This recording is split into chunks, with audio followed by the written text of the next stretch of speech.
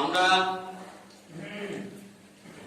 বর্তমানে সব থেকে বড় যে চ্যালেঞ্জের সম্মুখীন সেটা হচ্ছে ঈমান। ঈমান ধরে রাখা, ঈমান ধরে রাখা আমাদের কাছে এখন সব থেকে বড় চ্যালেঞ্জ। আল্লাহ রাসূল বলেছেন, কিয়ামতের পূর্বে এমন পরিস্থিতি হবে যে মানুষ হাতে আগুনের টুকরো অর্থাৎ আঙ্গার নিয়ে থাকতে পারবে, সেটা তার জন্য সহজ হবে, কিন্তু অতটা সহজ হবে না ঈমান ধরে রাখা। একটা সময় এসেছে যখন শুধু এই ঈমানের বিরুদ্ধে, আল্লাহকে আল্লাহ বলার বিরুদ্ধে, আল্লাহকে আল্লাহ বলার অপরাধে মুসলমানদেরকে নির্যাতিত হতে হয়েছে, নবীদেরকে নির্যাতিত হতে হয়েছে, সাহাবাদেরকে নির্যাতিত হতে হয়েছে। আজকে আমাদের সেই পরিস্থিতি এখন আসে নাই, বহাল তবিয়তে আমরা শারীরিকভাবে আছি। আমরা জানি নবীরা এসেছেন, কালে কালে নবী এসেছে মানুষের ঈমান পরিপক্ক করতে। কোরআন হাদিস এনেছেন, আল্লাহর বাণী এনেছেন মানুষের ঈমান সমৃদ্ধ করতে, কিন্তু তারপরেও তাদের উপরে অত্যাচার হয়েছে, বিরোধিতা করা হয়েছে। হযরত ইব্রাহিম আলাইহিস সালাম যেমন একটা জ্বলন্ত নমুনা। তিনি বললেন, আমাকে আল্লাহ পাক যে জ্ঞান দিয়েছেন যে আব্বা আপনি তার অনুসরণ করুন, আহদিকা সিরাতান সাবিয়্যা, আপনাকে সরল পথ দেখাবো। আর এইসব জিনিসের কেন পুজো করেন? যারা কথা বলতে পারে না, যারা চোখে দেখতে পায় না, যারা কিছু খেতে পায় না, যারা কানে শুনতে পায় না, তাদের ইবাদত করে কি লাভ? আমার মনে হচ্ছে এগুলো হয়তো শয়তানের ভাই, আর এই শয়তানের উপাসনা যদি আপনারা করেন, হয়তো আমার ইচ্ছা, আমার আশা, আল্লাহ পাক আপনাদেরকে আযাব দেবেন। আমি এটা ভয় করছি। সূরা মারিয়ামে এসব কথাগুলো বলা আছে। তারা বলল, তুমি যদি আমাদেরকে এইভাবেই ভয় দেখাতে থাকো, আমাদের এই উপাস্য সম্পর্কে কটাক্ষ করতে থাকো, উল্টো পাল্টা বলতে থাকো, লাআরজুমান্নাকা ওয়াহজুরনি মালিয়া, তাহলে তোমাকে পাথর ছুঁড়ে হত্যা করে দেবো। ওয়াহজুরনি মালিয়া, তুমি এখনই আমাদের এখান থেকে সরে যাও, আমাদেরকে ছেড়ে চলে যাও। ক্বালা সাস্তাগফিরু লাকা রাব্বি ইন্নাহু কানা বি হাফিয়্যা, তিনি বললেন ঠিক আছে আমি চলে যাব, তোমাদের জন্য আমি আল্লাহর কাছে ক্ষমা চাইব, আল্লাহ আমার সাহায্য করবেন। দেশ ছেড়ে চলে গেলেন। ঈমান পরীক্ষা করার জন্য আল্লাহ বলেছেন, ওয়াইজ ক্বালা রাব্বুহু ওয়াইজ ক্বালা ইব্রাহিম ওয়াইজ ক্বালা রাব্বুহু আসলিম ক্বালা আসলামতু লিরাব্বিল আলামিন। আল্লাহ পাক ইব্রাহিম আলাইহিস সালামকে বললেন, ইব্রাহিম তুমি আমার উপরে ঈমান আনো, আমাকে মেনে নাও। ক্বালা আসলামতু লিরাব্বিল আলামিন। ইব্রাহিম আলাইহিস সালাম বললেন, আমি আমার অবনত মস্তক তোমার পদতলে নত করলাম, আর কখনো উঠবে না। তো এটা মুখের কথা না সত্যিকারের কথা? পরীক্ষা হলো, পরীক্ষার সম্মুখীন হতে হয়। যে যত উঁচু মানের মানুষ, যার ঈমান যত মজবুত, তাকে তত বেশি পরীক্ষা দিতে হয়। হযরত ইব্রাহিম আলাইহিস সালাম আমাদের মধ্যে আমার মনে হয় সবচেয়ে বেশি মজবুত ঈমানের মানুষ ছিলেন। তার পরীক্ষা শুরু হলো। প্রথম পরীক্ষা, দেশ ছাড়তে হবে। ছেড়ে দিলেন, দেশ ছেড়ে দিলেন, চলে যাচ্ছেন। যেতে যেতে যেতে যেতে মিশরে পৌঁছালেন। মিশর থেকেই চলে যাচ্ছেন। তো যেতে যেতে মাদাইন নামক একটা জায়গাতে গেলেন। মাদাইন, সেখানকার রাজা অত্যন্ত অত্যাচারী ছিল। তো সেই অত্যাচারী রাজা, মানে মিশরের হয়তো কোন প্রদেশ, মাদাইনটা তো বর্তমান সিরিয়া। তো একজন রাজা অত্যাচারী রাজার কবলে পড়লেন।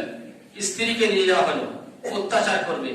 স্ত্রী সেখানে আল্লাহকে আশ্রয় চাইলেন, বলে আল্লাহ অত্যাচার করার আগে বললেন আমাকে একটু সময় দেওয়া হবে, মাত্র 2 রাকাত নামাজ পড়বো, ঈমানের পরীক্ষা। 2 রাকাত নামাজ পড়লেন, আর সেই নামাজে বললেন আল্লাহ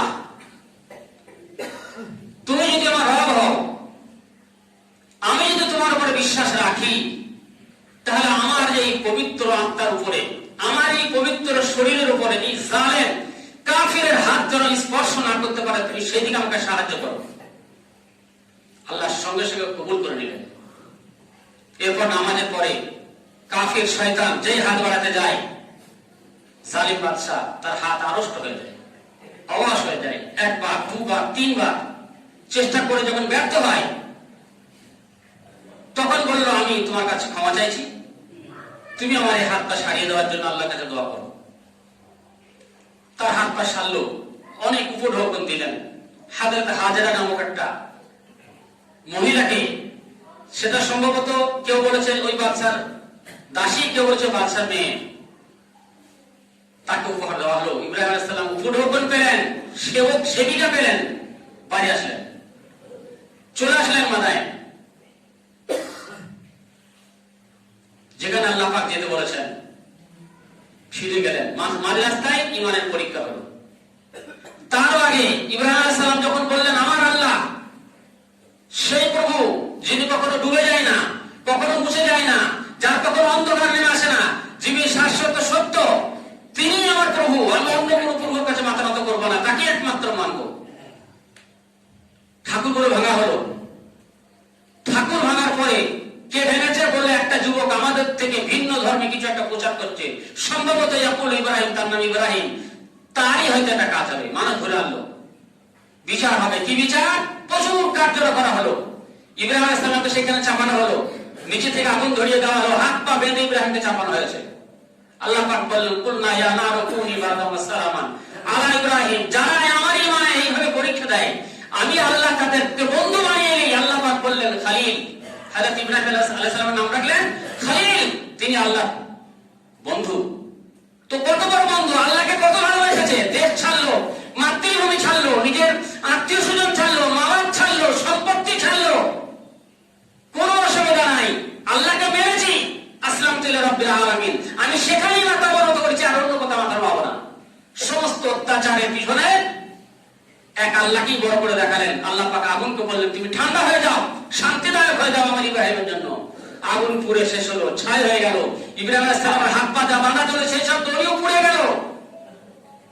এরপর ইব্রাহিম আলাইহিস সালাম সুস্থ হালে সেখান থেকে নেমে আসলেন। মানুষ অবাক হলো, আসার করলো, সমাজে আসার করলো। কিছু মানুষ তার ইত্তেবা করলো, অনুসরণ করলো, ভাবলো না এই যে ঈমানের কথা বলছে এটাই সত্য, নাহলে আগুন কখনো না পুড়িয়ে কাউকে ছাড়তে পারে না, লোহাটাও পুড়িয়ে ফেলে।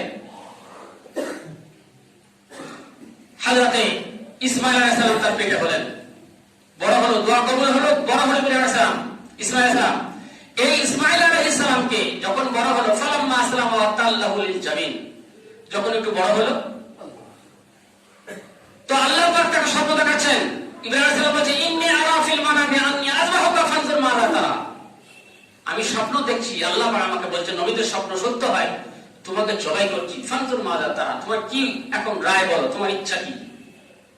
তিনি বললেন, ইয়া আবাতি ফাল মা তুমার, আপনাকে যা হুকুম দেওয়া হয়েছে আপনি করে ফেলুন, কোনো অসুবিধা নাই, সাতাজিদুনি ইনশাআল্লাহ মিনাস সাবিরিন, আপনি আমাকে ধৈর্যশীলদের মধ্যে পাবেন। নিজের ছেলেকে, নিজের পিতা, যে পিতা 80 বছর পর্যন্ত পিতৃত্বের মুখ দেখতে পায় নাই, সন্তানের মুখ দেখতে পায় নাই, তারপরে তাকে যখন সন্তান দেওয়া হলো, এই সন্তানের বয়স যখন 8 বছর বা 10 বছর, চলাফেরা ছোটাছুটি করার মতো যে সময়টা ছেলে বাপের কাছে সব থেকে মূল্যবান এবং বাপের কাছে সব থেকে প্রিয় যে সময়টা সন্তানের জন্য, বাপের জন্য সুসম্পর্কের যেটা সব থেকে বেস্ট সময়, সেই সময় আল্লাহ বলছেন ওকে জবাই করো, হত্যা করো। পারবো আমরা? এমন ঈমান আমাদের আজও আছে? যদি থাকতো আমাদের জন্য আজকে আগুন গুলিস্তান তৈরি হয়ে যেত, আজ আমাদের আগুন আমাদের জন্য ফুল বাগান তৈরি হয়ে যেত। আমাদের মতো সেই ঈমান যদি সেই ঈমান আমাদের মধ্যে আনয়ন করতে পারতাম, কিন্তু আমরা আনতে পারি নাই। আল্লাহ রাসূল আসলেন ঈমান পরীক্ষা করার জন্য, পরীক্ষা যুগে যুগে ভাবে হয়েছে। হযরত মুসা আলাইহিস সালাম ঈমান আনলেন, তাকে দেশ ছাড়তে হলো, হয়নি? হযরত ইউসুফ আলাইহিস সালাম ঈমান আনলেন, তো ইউসুফ আলাইহিস সালামকে দেশ ছাড়তে হলো, কুয়াতে নিক্ষিপ্ত হতে হলো, গোলাম তৈরি হতে হলো, সামান্য কটা পয়সা বিক্রি হয়ে গেল, তারপরও সে তার ঈমান ধরে রেখেছে, বিন্দু মাত্র সেখান থেকে টলে যায়নি। আল্লাহর নবী সাল্লাল্লাহু আলাইহি ওয়াসাল্লাম সর্বযুগের সর্বকালের সেরা নবী, মানব কল্যাণের, মানবতার সব থেকে বড় মূল্যবান এবং সব নেতা আর মানব জগতের শ্রেষ্ঠ মানব তিনি আসলেন। এখানেও আল্লাহর পরীক্ষা, এখানেও ইমান চেক আপ হবে, তাই ইমানটা কতটা মজবুত। তো আল্লাহ রাসূলকে দেশ ছাড়তে হলো। প্রথমে 3 বছর শিবে আবি তালেবে পাহাড়ের পাদদেশে নিজের যে লোকটা ইমান এনেছিল এবং নিজের বংশধরকে নিয়ে কুরাইশদের সঙ্গে বয়কট করেছে এবং কুরাইশদের সঙ্গে কুরাইশরা বয়কট করেছে, সেই বয়কটের শিকার হয়ে 3টি বছর সেখানে কাটিয়েছেন শিবে আবি তালেবে। প্রথমে যারা উট ছিল, যে উটগুলো ছিল, যে গাধা ছিল, যে ঘোড়া ছিল, খেয়ে শেষ হয়ে গেল। যে সমস্ত চাল ছিল, জব ছিল, গম ছিল, খেয়ে শেষ। বয়কট করেছে, কোনো দোকানদার কোনো মাল বিক্রি করবে না, কোনো চাষি কোনো পণ্য কিনবে না, কোনো ব্যবসায়িক ধান কিনবে না, কোনো হাটে তাদের গরু, ছাগল, উট, দুম্বা বিক্রি হবে না, না কিনতে পারবে না বিক্রি করতে পারবে। এদেরকে না খেয়ে শুকিয়ে শুকিয়ে মারবে, নিজেরাই জবাই করে খেলো, শেষ হয়ে গেল। এবার কি খাবে? ওই উঠে, ছাগলে, দুম্বা, গাধা, ঘোড়ার যে চামড়া বয়সে শুকিয়ে রেখেছিল লবণ দিয়ে, সেই চামড়াগুলোকে পরবর্তীতে সেদ্ধ করে খেলো, তাতেও সেও শেষ হয়ে গেল। কিন্তু বয়কট শেষ হয়নি। ইমানি পরীক্ষা দেখুন, বয়কট শেষ হয়নি। তারপরে এই বয়কট যখন শেষ না হচ্ছে, কি খাবে? গাছের পাতা পেরে খেত। কিছু পারলে তো একটা শিকার না হলে গাছের পাতা পেরে খেত। মরুভূমি এলাকা, পাহাড়ি এলাকায় কোথাও কোথাও একটা গাছ, সেই গাছের পাতা পেরে সিদ্ধ করে চিবিয়ে খেত। পায়খানা হতো একবারে ছাগলের লাঠির মতো। বাচ্চাগুলো টুকরে কাঁদতো, মায়ের স্তরে দুধ পেত না, খাবার দিতে পারত না। এই করুণ পরিস্থিতি জালেম অত্যাচারীরা করেছে। আল্লাহর নবী তথা ইমানদারদের এই ধরনের ইমানি পরীক্ষা দেওয়ার শিকার হতে হয়েছে। এতেও তাদের খেয়াল রাখেনি, বয়কটও হয়নি। এরপরে মুসলমানদেরকে নির্যাতন করা হয়েছে, অত্যাচার করা হয়েছে। কেমন অত্যাচার করা হয়েছে? আল্লাহর নবীকে হত্যা করার মতো একটা অপবিত্র পরিকল্পনাও তারা এসেছিল। আল্লাহ পাক সেখান থেকে তাকে বাঁচিয়ে দিয়েছেন। তিনি মক্কায় গেলেন, মক্কা থেকে মদিনায় গেলেন হিজরত করে। মুসলমানরা গেলেন। আল্লাহ রাসূল প্রথমে তায়েফ গেলেন, সেখানে মানুষ তাকে মারলো। সেখানে আল্লাহ রাসূলের শরীরের মাথার গায়ে রক্ত ঝরে গেল, তার পায়ের জুতো পর্যন্ত সেঁটে গেল, রক্তের লাহান হয়ে গেল। সহ্য করেছেন। ফেরেশতারা এসে বললেন, ইয়া রাসূলুল্লাহ, আপনি বলুন এই পাহাড় দিয়ে এটাকে চিপে মেরে দিই আমরা। বললেন, না আমার প্রয়োজন নাই, আমি যদি এটা করবো আমার হেদায়েত কারা গ্রহণ করবে? আল্লাহ পাক আমার সাহায্য করবেন। ভাইরা আমার, তো এভাবে ইমানের পরীক্ষা হয়েছে। আল্লাহ নবী সাল্লাল্লাহু আলাইহি ওয়াসাল্লাম রাস্তা দিয়ে চলে যাচ্ছেন, সাহাবাদেরকে অত্যন্ত অত্যাচার, এত অত্যাচার। হযরত বেলাল রাদিয়াল্লাহু তাআলা আনহু সম্পর্কে বলা হয়েছে যে হযরত বেলালকে হাতে পায়ে বেঁধে উত্তপ্ত বালুর উপরে, মরু অঞ্চলের তাপ ধরেন অন্তত 48-50 ডিগ্রি সেলসিয়াস তাপমাত্রা হয়, সেই তাপমাত্রাতে উত্তপ্ত বালির উপরে তাকে চিৎ করে শুয়ে দেওয়া হতো। বুকে একটা বড় পাথর চাপিয়ে দেওয়া হতো, তারপরে কেউ পা রাখতো যাতে করে খরচ ফিরতে না পারে। এইভাবে অত্যাচার করা হতো, গলায় দড়ি বেঁধে দেওয়া হতো। আর মরা কুকুরকে যখন টেনে নিয়ে বেড়ানো হয়, বাচ্চাদেরকে লেলিয়ে দিত, তারা হাত পা বেঁধে দিয়ে গলায় দড়ি বেঁধে ওই রাস্তা টানতে নিয়ে যেত, তাতে হাত পা পিঠ ছিঁড়ে চলে যেত। মরু অঞ্চল, আপনারা জানতেন, পাথুরি এলাকা, পাহাড়ি এলাকা, এই খুঁজা সব মোড়াম থাকে। হযরতে খাব্বাব বিন আরাদ, একজন সাহাবা, হযরত খুবাইব রাদিয়াল্লাহু তাআলা, হযরত খাব্বাব বিন আরাদ, তিনি একজন এই ধরনের অত্যাচারের শিকার। মুসলিম হয়েছে শুধু ঈমান আনার জন্য, আল্লাহকে আল্লাহ বলার, অন্যের জন্য তাদের উপর অত্যাচার। কেমন অত্যাচার যে সে অত্যাচার মানুষ সহ্য করতে পারে না। হযরত খাব্বাবকে অত্যাচার করছেন, আল্লাহ রাসূল চলে যাচ্ছেন। তো আল্লাহ রাসূলকে যাওয়া দেখে হযরত খাব্বাব বললেন, আলা তানসুরুনা, আলা তাদউনা, হে আল্লাহ রাসূল, আপনি একটু দোয়া করুন, বুখারী শরীফে এসেছে, আপনি একটু দোয়া করুন, আপনি আমাদের সাহায্য করুন, আল্লাহর কাছে দোয়া চান। এটা একটা অধৈর্যের পরিচয়, এটা একটা অধৈর্যের পরিচয়। তো এই কথাটা বলার জন্য আল্লাহ রাসূল বললেন, তোমাদের আগে এমন কিছু লোক পেরিয়ে গেছে, এমন কিছু জাতি পেরিয়ে গেছে, তাদের ভিতরে এমন কিছু মানুষ ছিলেন যারা শুধু ঈমান আনার জন্য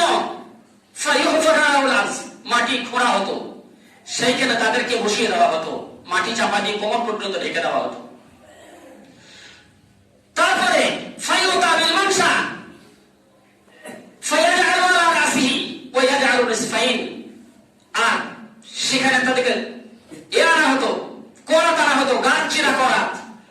করে রেখে দিয়ে তাদেরকে সেই কাচ্চিরা করাত দিয়ে ছিঁড়ে দিয়ে তাদের শরীরগুলোকে দুখণ্ড করে দেওয়া হতো।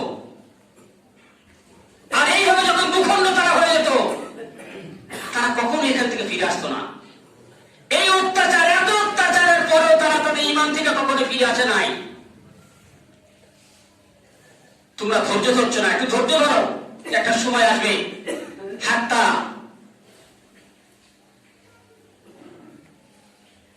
এমন এক সময় আসবে যে যারা পথিক, তাদের পথিকদের উপর অত্যাচার হয়, জুলুম হয়, অত্যাচার হয়, তাদের চুরি হয়, ডাকাতি হয়। তো সারা থেকে হাজারাত পর্যন্ত একটা কাফেলা যাবে নিরস্ত্র অবস্থায়, তাদের উপর কোন রকমের অত্যাচার হবে না, এত শান্তি বিরাজ করবে। ওয়ালাকিন্নাকুম তাস্তাজিলুন, কিন্তু তোমরা একটু ধৈর্য ধরছো না, তোমরা একটু তাড়াতাড়ি করছো। হযরত খাব্বাব বিন আরাদ বলছেন, আমার শরীরটা শিহরে উঠলো। এত অত্যাচার তো হয় নাই, এত অত্যাচার তো হয় নাই। তো তারপরে কত অত্যাচার হয়েছে হযরত উমরের আমলে। কয়েক বছর পর হযরত উমরের আমলে খাব্বাব বিন আরাদ হযরত উমরকে পিঠটা খুলে রাখালেন। বললেন, অত্যাচার বাড়তে বাড়তে এমন একটা সময় এসেছে, জ্বলন্ত কয়লার উপরে আমাকে শুয়ে দেওয়া হয়েছে, হাত পা বেঁধে। বুকে একজন পারকে দিয়েছে, আমার পিঠ পুড়ে পিঠে রসে আস্তে আস্তে সেই কয়লা যখন লিভে গেছে তখন আমাকে ছেড়েছে। বলুন, আমাদের কাছে কি এই রকমের অত্যাচার এসেছে? আজকে কোনো শীত পড়েনি, 6 কাতার মুসলিম এখানে, সেখানে আমরা দেখতে পাচ্ছি এখন মাত্র 3 কাতার। বাকিদের ঈমান কোথায় গেল? কে এদের উপর অত্যাচার চিৎকার করেছে? কে তাকে নামাজ ছাড়ার জন্য এইভাবে প্রেশার দিয়েছে? আমরা বলতে পারবো কেউ প্রেশার দিয়েছে? আমরা বলতে পারবো আমাদের উপর কেউ অত্যাচার হয়েছে? আমরা বলতে পারবো আমাদের ঈমান কেউ কেড়ে নেওয়ার জন্য প্রয়াস চালিয়েছে? কিন্তু আমরা করছি এটা। হযরত খুবাইব রাদিয়াল্লাহু তাআলা আনহু, আল্লাহ রাসূলের একজন সাহাবী। এই খুবাইব রোমানদেরকে ধরে নিয়ে গেছে। রোমান সেনারা ধরে নিয়ে যায়। নিয়ে যাওয়ার পরে এদের উপর অত্যাচার করে। তো অত্যাচার করতে করতে এক পর্যায়ে, মানে এত বেশি অত্যাচার করেছে রোমান সৈনিকরা, যে এদেরকে বলেছে তুমি খালি খ্রিস্টান হয়ে যাও, খালি খ্রিস্টান হয়ে যাও, তুমি বেঁচে যাবে, কোন রকমের কোন অত্যাচার তোমার উপর হবে না। তিনি বলেন, না, পারবো না। আল্লাহ রাসূলকে গালি দাও, তুমি বেঁচে যাবে। বলেন, না, আমি পারবো না। তুমি ইসলাম তো একটা ধর্ম, আর খ্রিস্ট ধর্মটা তো ঈসা আলাইহিস সালামের ধর্ম, তো তুমি এই খ্রিস্ট ধর্ম গ্রহণ করো, তাহলে তুমি বেঁচে যাবে। বলেন, না, পারবো না। করেনি। এই না করার জন্য তাকে হত্যা করা হয়েছে। এই না করার জন্য কিভাবে হত্যা করা হয়? তাকে হত্যা করার চেষ্টা করা হয়েছে, কিন্তু হত্যা করতে পারেনি, আল্লাহ করে রেখেছেন তাকে। তো চলে গেছে, যাদেরকে ধরে নিয়ে গেছিল এদের মধ্যে কয়েকজন ছিল। তো এদের মধ্যে হযরত খুবাইব ছিলেন।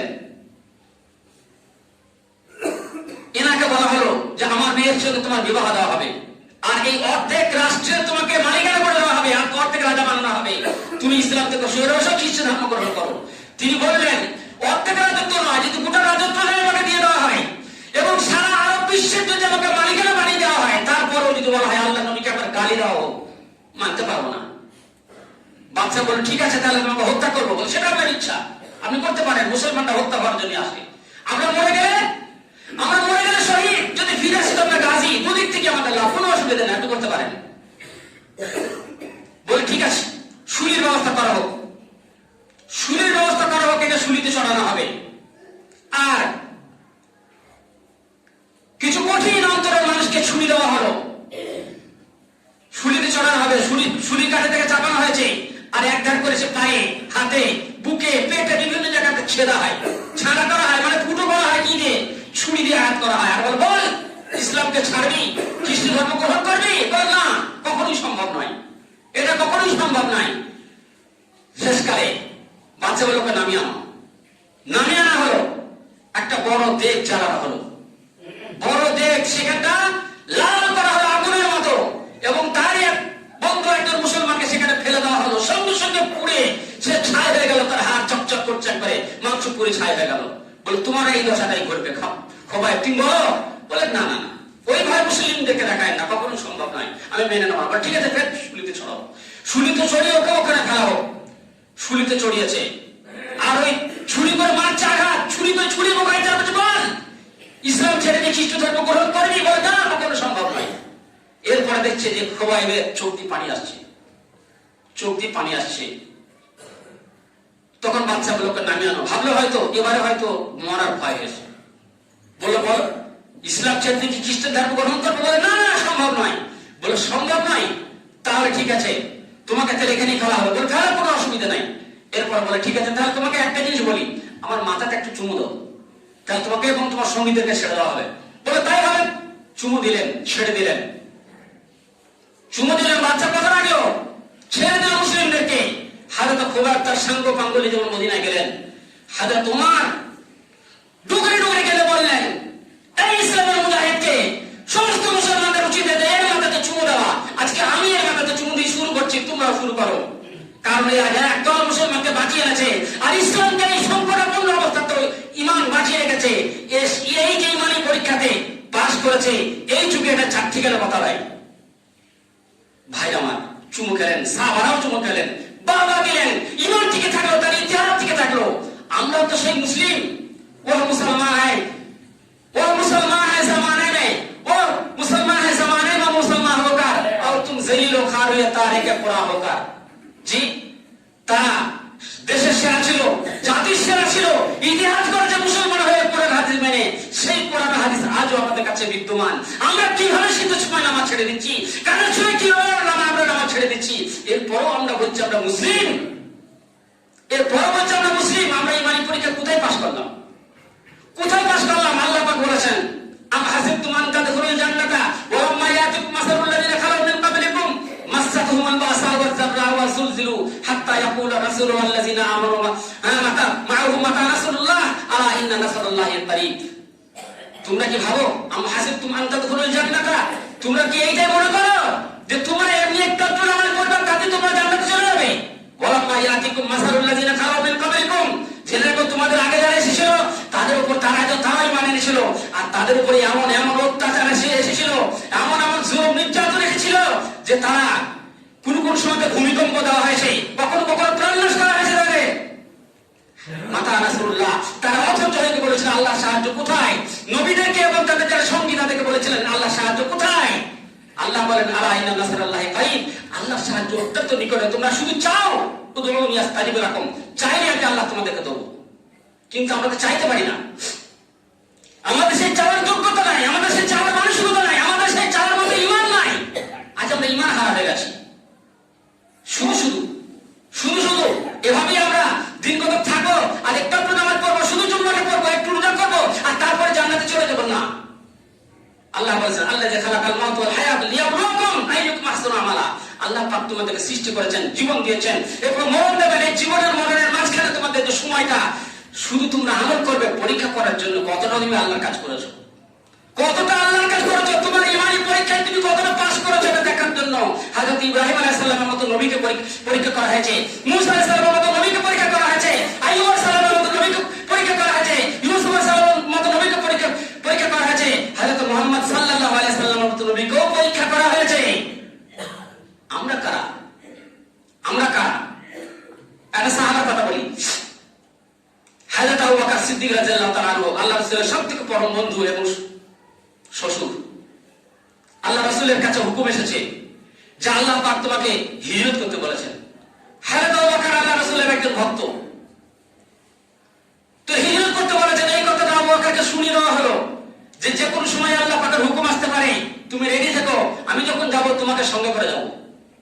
হযরত আবু বকর দুটো উট রেডি করলেন, খাইয়ে দাইয়ে পুষ্ট করলেন। হুকুম আসছে না, 1 মাস যায়, 2 মাস যায়, 4 মাস যায়, উট পুষ্ট হয়ে গেল, রেডি আছে। 24 ঘন্টার জন্য ঝোলা পুটলা পুটলি বেঁধে এসে যা যা প্রয়োজন সমস্ত সামগ্রী বেঁধে উট সবসময় খাইয়ে দেয় তৈরি। আল্লাহ রাসূল গিয়ে ডাকলেন দরজায়, আবু বকর রাতের বেলায় হুকুম হয়েছে, কুরাইশ আল্লাহ রাসূলের ঘর ঘিরে ফেলেছে, আল্লাহ রাসূলকে হত্যা করার মতো একটা পবিত্র অপবিত্র সিদ্ধান্ত নিয়েছে তারা। আল্লাহ রাসূল চলে গেলেন আবু বকরের কাছে, যাওয়ার পর বলছেন আবু বকর, সঙ্গে সঙ্গে দরজা খুলে গেল, সঙ্গে সঙ্গে খুলে গেল। বললেন আবু বকর তুমি কি ঘুমাওনি? বলে না হুজুর, আমি যেদিনকে বলেছিলেন যে আবু বকর তৈরি থেকো, আমি সেই দিন থেকে রাত আর দিন নাই সবসময় আপনার জন্য তৈরি আছি, না কাজ না কাম, 24 ঘন্টা বাইরে বসে আছে আমার উঠলে। কখন আল্লাহ রসুলের ডাকা আসবে, কখন আল্লাহর হুকুম আসবে? এটা তাদের ইমান। আল্লাহ রসুল প্রতি তাদের ভালোবাসা। আমাদের কতটুকু ভালোবাসা করি? আমরা আমাদেরকে ভালোবাসি না, আমরা তো আমাদেরকে ভালোবাসি না। আল্লাহ বলেছেন মান তারাকা সালাতা মুতাআম্মিদান ফাকাত কাফারা, যে ইচ্ছা করে, আল্লাহ রাসূল বলেছেন যে ইচ্ছা করে নামাজ ত্যাগ করে সে তো কাফির। কোরআন শরীফে আল্লাহ বলেছেন তোমরা খবরদার ওয়ালা তাকুনু মিনাল মুশরিকিন, নামাজ ত্যাগ করে দিয়ে তোমরা খবরদার মুশরিক তৈরি হয়ে যাবে না। তো যে নামাজ ত্যাগ করে সে তো মুশরিক। আমি দেখতে পাচ্ছি কালকে নামাজ পড়ছিল যারা, তারা যে চায়ের দোকানে বসে আছে, নামাজ পড়ে না। কালকে যারা জামাতে হাজির ছিল তারা আজকে চায়ের দোকানে বসে টিভি দেখে, তারা নামাজ পড়ে না। নামাজিরা, মুসল্লিরা, আফসোস, মজা লাগে না, খারাপ লাগে না, নোংরা লাগে না? মসজিদে ছিলেন, কত লোক আপনাকে দেখেছেন আপনি মুসল্লি, আপনি নামাজি, সেই লোকটা আজকে কি টিভি দেখাতে বসে আছেন। আর একবার আপনার মসজিদটা ফাঁকা, মসজিদে মুসলিম হ্যাঁ হ্যাঁ কে নামাজি না রহি ইয়ানি ওয়া সাহেব ওয়া সাহেব হেজাজি না রহে। সেই মুসল্লি যারা মসজিদকে আলোকিত করেছিল, যারা মসজিদকে সুসজ্জিত করেছিল, তারা আজকে চলে গেছে, মসজিদটা টুকরে টুকরে কাটছে কিয়ামতের মাঠে। তোমার জন্য এই 20 লক্ষ টাকার মসজিদ করবে, আল্লাহ এর আমাকে তৈরি করেছে কিন্তু নামাজ পড়েনি। কি উত্তর দেবে? কি উত্তর দেবে? বলে 20 লক্ষ টাকা তৈরি করার পরে আমার মর্যাদা দেয় না, তোমার কথা মানে নাই, তোমার ইমানি পরীক্ষাটা পাস করে নাই। আহাসিবান নাস আন ইউতরাকু আন ইয়াকুলু আমান্না ওয়া হুম লা ইফতানুন। আগের যুগে যারা ছিল তাদের কথা কোরআন আল্লাহ বলেছেন, আহাসিবান নাস আন ইয়াকুলু আমান্না ওয়া হুম লা ইফতানুন। মানুষ কি ভাবে যে সামান্য আল্লাহ বলে ইমান আনলাম, আমরা বলে দিলাম আল্লাহকে মানি, আল্লাহকে মানি, আর তারপরে সে জান্নাতে চলে যাবে, তাকে কোন পরীক্ষা করা হবে না? ওয়ালাকাদ ফাতান্নাল্লাযিনা কাফারু ওয়ালাকাদ ফাতান্নাল্লাযিনা মিন ক্বাবলিহিম, ইতিপূর্বে যারা এসেছে তাদেরকে পরীক্ষা করেছি আমি আল্লাহ। ফালা ইয়ালামান্নাল্লাহুল্লাযিনা সাদাকু ওয়া লা ইয়ালামান্নাল কাযিবিন, যারা সত্যবাদী প্রমাণিত হয়েছে তাদেরকেও দেখে নিয়েছি, যারা মিথ্যুক প্রমাণিত হয়েছে তাদেরকেও আমি আল্লাহ দেখে নিয়েছি। পরীক্ষা সকলের জন্য অবধারিত। জান্নাতের নিবাবের কথা নয়, চারটিখানি কথা নয় যে জান্নাত যাবে বলে আশা করলে পেয়ে যাবে।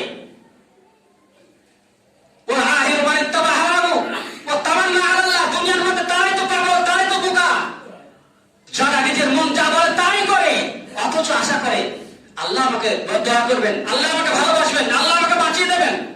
এটা কি সম্ভব? আরেকজন সাহাবা, আল্লাহ নবী সাল্লাল্লাহু আলাইহি ওয়াসাল্লাম আমলের কথা বলছি, আমাদের ঈমান তাদের ঈমান, ঈমানি পরীক্ষায় কেউ না পাস করলে জীবনে জান্নাতে যাবে না। ঈমানি পরীক্ষায় পাস করতে হবে। আল্লাহ বলছেন হাযরত খুবাইব বিন আদি একজন সাহাবা, তৃতীয় হিজরি হলো, তৃতীয় হিজরিতে জঙ্গে সাবিক হলো, এরপরে গাজওয়ায়ে রাজি সাবিক না, গাজওয়ায়ে রাজি, এই রাজি যুদ্ধ হয়ে গেল। আল্লাহ রাসূল ফিরলেন, এরপর মক্কা পাঠালেন 10 জন লোককে দিয়ে, এই খুবাইব বিন আদিকে তার নেতা করে বললেন যাও মক্কাতে গিয়ে সব মানুষকে হিদায়াত করো, তাবলীগ করো। বেরিয়ে গেলেন 10 জন সাহাবা নিয়ে। মক্কা আর মদিনার মাঝখানে বানু হুযাইল নামক একটা গোত্র ছিল, এরা মুসলিমদের শত্রু ছিল, ইহুদি জাতি। এদের 100 জন তীরন্দাজ এই 10টা সামান্য ছোট্ট দলকে ঘিরে ফেললো। এরা পাহাড়ের উপর উঠে গেল, কিন্তু তীরের কাছে থেকে 10টা লোক কি করবে? আস্তে আস্তে 7 জন মারা গেল লড়াই করে, 3 জন বেঁচে ফিরল। ওদের সাথে কথা হলো, এরা বললো যে আপনারা নেমে আসুন, আপনাদের সঙ্গে আমরা সন্ধি করবো। কথা মতো নেমে এলো। যখন নেমে আসা, আত্মের নিচেই তীর ছোড়া যে ধনুক, ওই ধনুকের দড়ি খুলে এদের হাতে বাঁধা হলো। যখন বাঁধছে, একজন এই বেইজ্জতিটা সহ্য করতে পারলো না, লড়াই করলেন, নিজে মারা গেলেন, অনেককে মারলেন। 2 জন ধরা পড়লো, এরা নিয়ে গেল দেখে মক্কার হাটে গিয়ে বিক্রি করে দিল। কথা রাখলো না। মুসলিম ছাড়া অন্যরা কথা রাখে না, এরা কথা রাখেনি। মক্কায় গিয়ে বিক্রি করে দেওয়া হলো। তো মক্কায় আমের বিন হারিস বিন আমের, যারা হারিস বিন একটা লোক, যাকে বদরের যুদ্ধতে এই খাব্বাব বিন আদি এরই হাতে সে লোকটা মারা গেছিল যুদ্ধের সময়তে। ওর ছেলেরা জানে, তো হারিস বিন আমের ছেলেরা কিনে নিল। আর এরা কেনার পরে উতবা বিন হারিস এর বড় ছেলে, তার বাড়িতে ওকে রেখে দিল। যখন কিনলো তখন কিনার সময় তার উদ্দেশ্য ছিল একে খুন করবে, বাপের খুনের বদলে নেবো, মুসলিমদের মতো মাফ করতে পারে না, তো একে রেখে দিল। যেহেতু তখন হারাম মাস ছিল, সম্ভবত মাসটা ছিল রাজা, অপেক্ষা করলো, হারাম মাস শেষ হলো, এবারে থেকে হত্যা করা হবে। একে খুনের জন্য বড় একটা বিশাল ধরনের একটা আয়োজন করা হলো। গরিব, এতিম, ফকির, মিসকিন, বড়লোক, ধনী, শিক্ষিত, মূর্খ সকলেই সেখানে হাজির হলো। মেয়ে ছেলে সবাইকে জমায়েত করা হলো। সকলের সামনে তাকে খুন করা হবে, শুলিতে চড়ানো হবে। কিন্তু এই খোবাব বিন আদি এত নেককার মানুষ ছিলেন, তিনি বলছেন যে আমাকে বেঁধে রাখা হতো, হাতে হাত করিয়ে রাখা হতো। খাবার সময়তে এই বাইরে মেয়ে ছেলে হাত খুলে দিত, উতবা বিন হারিসের স্ত্রী হাত খুলে দিত, খাওয়া হয়ে যেত, আবার হাতটা বেঁধে দিত। এভাবেই কাটলো 3টে মাস, রজব মাস নয়, মুহররম থেকে মনে হয়। তো এই 3 মাস বেঁধে রাখলেন। বাঁধার পরে, খাওয়া দাওয়ার পরে বলে, যখন আমাকে যে গান দিয়েছিল সেই গানটাকে বলেছিলাম, ভাই 3টে কথা আমি আবেদন রাখছি। 1 নম্বর হচ্ছে, যখন আমাকে ফাঁসি দেওয়া হবে তার আগে যেন আমাকে খবর দেওয়া হয়। 2 নম্বর কথা হচ্ছে, আমার ফাঁসি দেওয়ার আগে যেন মিষ্টি পানি খাওয়ানো হয়। মিষ্টি পানি মানে কলের পানি, আমরা যে পানি খাই, পানি সেখানকার পানি তো ভালো না, তো মিষ্টি পানি যেন খাওয়ানো হয়। আর 3 নম্বরের আবেদন, যখন আমাকে ফাঁসি দেওয়া হবে তার আগে যেন আমাকে একটা অস্ত্র দেওয়া হয়, নখ চুল কেটে নেবো। 3টি কথাই মেনে নিল, বলে ঠিক আছে। অস্ত্র দিয়েছে, কাল সকালে ফাঁসি হবে, আজকে অস্ত্র দিয়েছে, নখ কাটছে। আর বাচ্চা ছেলে, হামাগুড়ি দেওয়া ছেলে হামাগুড়ি দিদি দিদি কাছে চলে গেছে, উনি কোলে বসিয়ে নিয়েছেন, দিয়ে নখ কাটছেন। আর উতবা বিন হারিসের স্ত্রী দূর থেকে দেখেছে যে ছেলে বলে, আর ধারালো অস্ত্র হাতে লাফি উঠেছেন, একবার সর্বনাশ, আমার ছেলেকে দিয়ে হয়তো প্রতিশোধ নেবে। হারাতে খোবাব বিন আদি তাকিয়ে দেখলেন, হাসলেন, বললেন ভয় নাই। আপনি কি ভাবছেন মুসলমানরা সেই জাত যে একটা মাসুম বেগুনা নিষ্পাপ বাচ্চাকে দিয়ে তার প্রতিশোধ নেবে? কখনই এটা ভাববেন না। আপনার ছেলে নিরাপদই থাকে, আসুন নিয়ে যান। ছেলে ফিরিয়ে দিলেন, নখ চুল কাটা হলো, পরিষ্কার পরিচ্ছন্ন হলেন, এরপর মিষ্টি পানি খাওয়া হলো। ফাঁসির কাছে যাওয়ার আগে বললেন, আমি 2 রাকাত নামাজ পড়বো, আমার ওয়াদা আছে। 2 রাকাত নামাজ পড়লেন, দোয়া করলেন। এরপর যখন নিয়ে যাওয়া হয়েছে, ফাঁসির কাছে চাপানো হয়েছে, তখন তিনি বলছেন, আল্লাহুম্মা আহসিন আদাদা ওয়াকতুলহুম বাদাদা ওয়ালা তাবকা মিনহুম আহাদা। খোদা, তুমি এদেরকে গুনে নাও, এদেরকে গুনে নাও যারা আমার এই আজকে ফাঁসির জন্য দায়ী, যারা তোমার শত্রু। আমি শুধু ঈমান এনেছি, তুমি রবকে রব বলার জন্য, আল্লাহকে আল্লাহ বলার জন্য আজকে আমাকে যারা ফাঁসি দিতে ইচ্ছুক, এই জালেমদেরকে তুমি গুনে নাও। ওয়াকতুলহুম বাদাদা, আর প্রত্যেককে তুমি যেন গুনে গুনে হত্যা করো। ওয়ালা তাবকা মিনহুম আহাদা, আর এদের কাউকে যেন তুমি ছেড়ে দিও না। পরবর্তীতে তারা কেউ ছাড়াও পায় নাই, ওটি দেখো সব মারা গেছে। ফাঁসি দেওয়া হলো। ফাঁসির কাজটা যখন ঝোলানো হয়, বর্ষা নিয়ে বারবার, বর্ষা মৃত্যু করার একবার বল, আল্লাহ নবীকে একবার গালি দে, একবার তো বলে যে তোর আল্লাহ আল্লাহ নয়, কিন্তু একবারও স্বীকার করাতে পারিনি। এইভাবে তাকে এই দৌড়তে হত্যা করে আত্মমারা করার পর ফাঁসির কাজটা ঝুলিয়ে দেওয়া হলো। চেষ্টা করলো কাবা শরীফের দিকে মুখটা যেন না থাকে, অন্যদিকে ঘুরে যায়। যতবার ঘুরিয়ে দেয় ততবার কাবা শরীফের দিকেই মুখটা, কোন মতে কোন রকমে তারা কাবা শরীফ থেকে অন্যদিকে মুখটা করাতে পারেনি। আল্লাহ রাসূলের কাছে ওহীর মাধ্যমে খবর হলো। আল্লাহ রাসূল বললেন, খোবাব, তুমি ভালো থাকো, আল্লাহ পাক তোমার উপর শান্তি বর্ষণ করুন। একটা সাহাবা আমর ইবনে জামরি বলে একজন সাহাবা, তাকে পাঠালেন আল্লাহ রাসূল লাশ আনতে গেলেন। আস্তে আস্তে রাতের অন্ধকারে যে গাছে শুলি দেওয়া হয়েছে, আল্লাহ রাসূল লোকেশন বলে দিয়েছেন মক্কা মদিনা থেকে, সেখানে গেলেন। প্রায় 450 কিলোমিটার রাস্তা।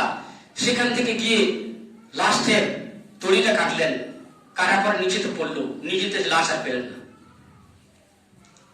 লাশ খুঁজে পাওয়া গেল না। তো সাহাবা বলছেন, আমি ভাবলাম মাটিকে তাকে গিলে নিল, না কত ঘুরে চলে গেল, কোনো মতে পেলাম না, মক্কায় ফিরে আসলাম। তো মক্কায় ফিরে আসার পরে আল্লাহ রাসূল বললেন, তার লাশ ফেরেশতারা নিয়ে গিয়ে হাওজে কাউসারে তার গোসল দিয়েছেন। আলহামদুলিল্লাহ, আলহামদুলিল্লাহ, সুবহানাল্লাহ। আমরা মুসলমান, আমরা মুসলমান, আমাদের ইমান আর তাদের ইমান। এই আব্দুল্লাহ বিন জামাই তারপর অজ্ঞান হয়ে যায়। হ্যাঁ, তোমার বলছে তুমি কেন অজ্ঞান হও? বলেন যখন ওকে হত্যা করা হয়, ওকে যখন শহীদ করা হয়, তখন আমি সেখানে ছিলাম। আমি এই পরিস্থিতিটা দেখে যখন আমার মনে পড়ে, তখন দেখেছি যখনই খেয়াল করে আমি সঙ্গে সঙ্গে অজ্ঞান হয়ে যাই, সঙ্গে সঙ্গে অজ্ঞান হয়ে যায়। ভাই, আমরা আছি, আমাদের ইমান রাখার জন্য তৈরি আছি। আম হাসিবতুম আহাসিবান নাস আন ইউতরাকু ওয়া হুম ইয়াকুলুনা আমান্না ওয়া হুম লা ইফতানুন। মানুষ কি ভাবে যে আমরা ইমান এনেছি, শুধু সামান্য একটু ইবাদত করব, আর তারপরে সেই সামান্য ইবাদতের জন্য আল্লাহ পাক আমাদেরকে জান্নাতে দিয়ে দেবে। এটা কি কখনো সম্ভব? কখনো সম্ভব নাই। আল্লাহ পাক পরীক্ষা করবেন।